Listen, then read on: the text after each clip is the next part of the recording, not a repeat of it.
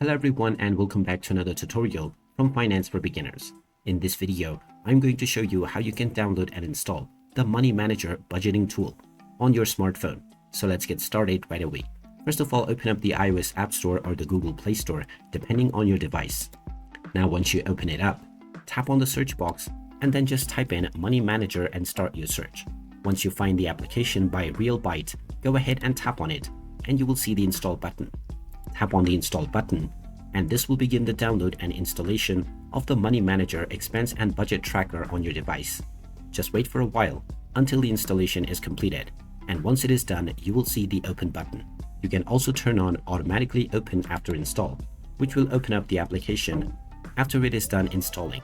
And once the application is opened up, you can begin your expense tracking and your budget planning journey right away. And there you have it. That is how easy it is to download and install the Money Manager budgeting application on your device.